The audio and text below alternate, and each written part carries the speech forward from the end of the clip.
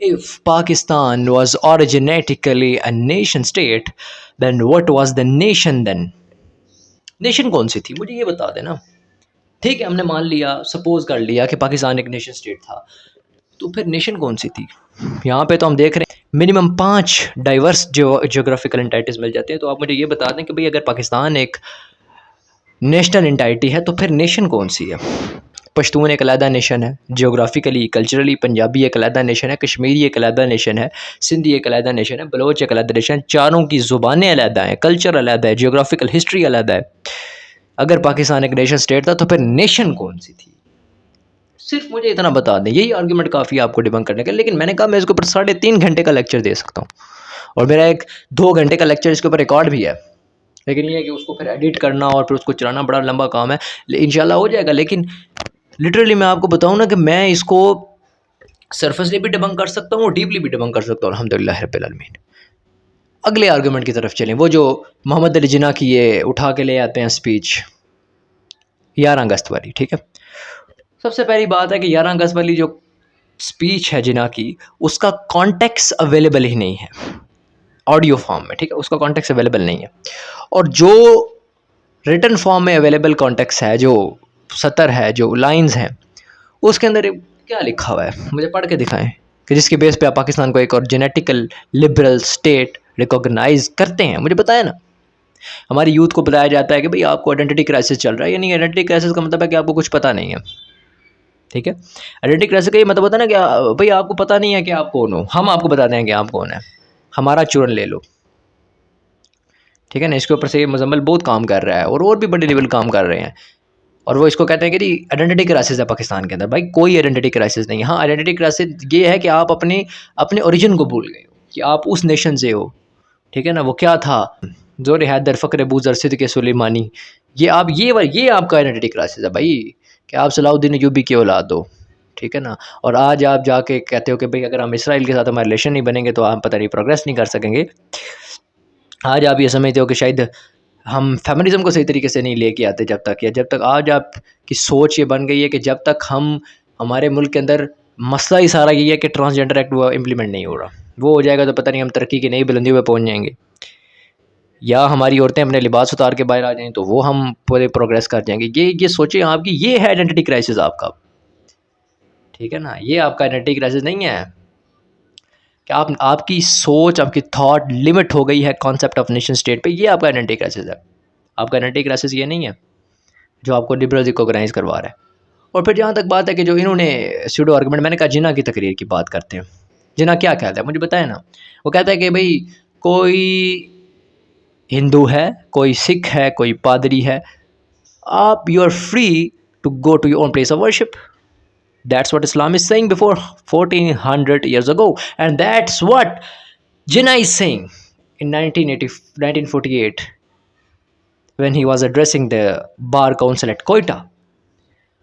He said that we have learned democracy 1300 years ago. इसका क्या मतलब है? अगर आप डेमोक्रेसी की बात करते हो तो जो अच्छा यहाँ पे इस्लामिक डेमोक्रेसी का भी कंसेप्ट नहीं। मतलब यह है कि हमने पॉलिटिकल सिस्टम ड्राइव करना है शरिया से। एंड ही क्लियरली सेड कि पाकिस्तान का आइन कुरान होगा। और आप कहते हो कि भाई जिन्ना पाकिस्तान को सेकुलर स्टेट बनाना चाहते थे, किस बेस के ऊपर? कि उन्होंने कहा कि हर रिलीजन को, हर रिलीजियस एंटाइटी को इस बात की आज़ादी होगी कि वो अपनी रिलीजियस प्रैक्टिसेस को फ्रीली प्रैक्टिस कर सकता है। तो भाई यही तो इस्लाम कहता है, ठीक है। आप अब चर्च में जाएं, आप सिनेगॉग में जाएं, आप मंदिर में जाएं, जो आपकी रिलीजियस कस्टम्स हैं उनको पूरा करें, यही इस्लाम कहता है। लेकिन लॉ जो होगा, जो सुप्रीमेसी होगी, जो कॉन्स्टिट्यूशन होगा, वो कुरान और सुन्नत के मुताबिक होगा। अगर आपकी गीता के अंदर इतनी कैपेबिलिटी है कि वो कॉन्स्टिट्यूशन मेकिंग कर सके तो ले आएँ फिर। या अगर आपकी बाइबल के अंदर इतनी कैपेबिलिटी है कि वो कॉन्स्टिट्यूशन मेकिंग करे तो ले आएँ फिर। और किसी हद तक बाइबल के साथ सेक्युलराइजेशन हो जाएगी। मिस तीसरा इस्लामिक सिविलाइजेशन के अंदर, इस्लामिक कंट्री के अंदर जो पर्दा है वो लीगली इम्प्लीमेंट होगा। तो क्या पर्दे की बात बाइबल नहीं करता? मुझे बताया ना। तो यहाँ पे तो दूसरे रिलीजन एक लेवल में, इस एस्पेक्ट में जहाँ तक सिमिलरिटी आ गई कि तालो इला कलिमतिन सवाइन बैनना व बैनकुम, कि जो सिमिलरिटी आ गई वो तो क्रिश्चियनिटी पे के लिहाज से इम्प्लीमेंट हो जाएगी। तो हम जब इस्लाम को पाकिस्तान को एक इस्लामिक स्टेट के तौर पे बात करते हैं, तो क्या हम ये कहते हैं कि यहाँ पे कोई रिलीजियस एंटाइटी अपनी रिलीजियस कस्टम्स को प्रैक्टिस नहीं कर सकेगी? इसका क्या मतलब है?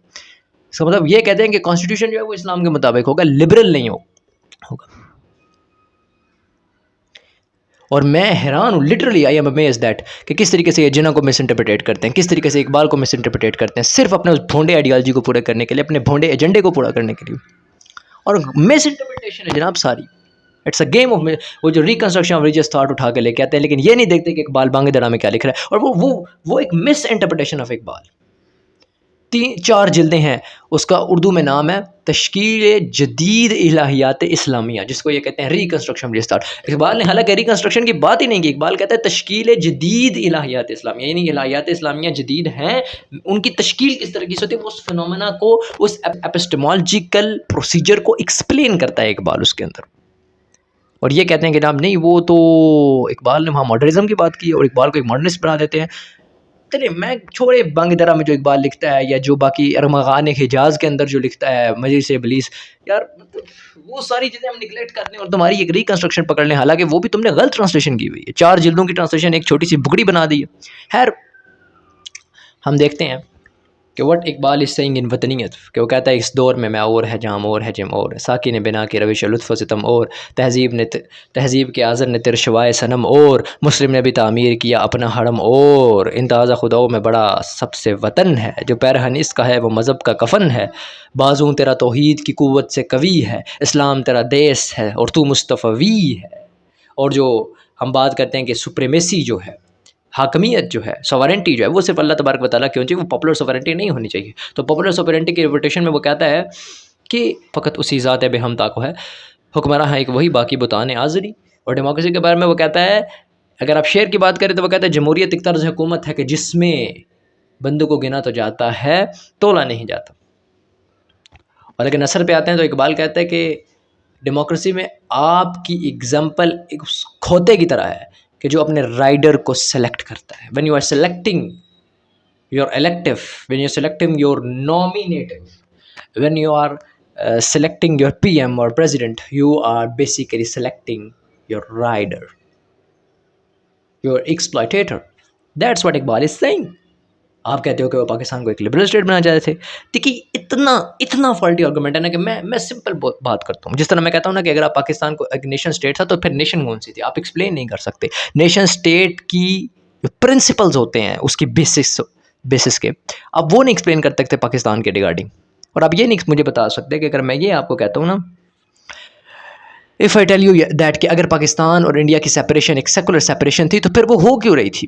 अगर पाकिस्तान को एक सेकुलर स्टेट होना था तो सेकुलर स्टेट में तो रीजन का कोई इंटरफेरेंस नहीं होती, तो फिर पाकिस्तान और इंडिया सेपरेट क्यों हो रहे थे? पाकिस्तान और इंडिया में क्या जियोग्राफिकल कल्चर डिफरेंसेस थे? मतलब अब बंगाल की सेपरेशन हुई है, बंगाल एक जियोग्राफिकल इंटाइटी है, क्यों डिवाइड हुई? रीजन की बेस पर डिवाइड हुई। पंजाब एक जियोग्राफिकल इंटाइटी, क्यों डिवाइड हुई? रीजन की बेस के ऊपर हुई ना। एक सेपरेशन जो कि रीजन की बेस पे हो रही है, उसके अंदर जो मैस्केर हो रहा है, जो जीनोसाइड हो रहा है, वो रीजन की बेस के ऊपर हो रहा है। And you are saying that the basis of Pakistan was secular. कितना डम आर्गूमेंट है ये। मैंने कहा सरफस के ऊपर डिबंक हो जाता है, मैं डीप जाऊंगा तो फिर, और इंशाल्लाह इसके ऊपर डीप लेक्चर होंगे, टेंशन नहीं करनी, ठीक है ना। बाकी अगर आप में से किसी का क्वेश्चन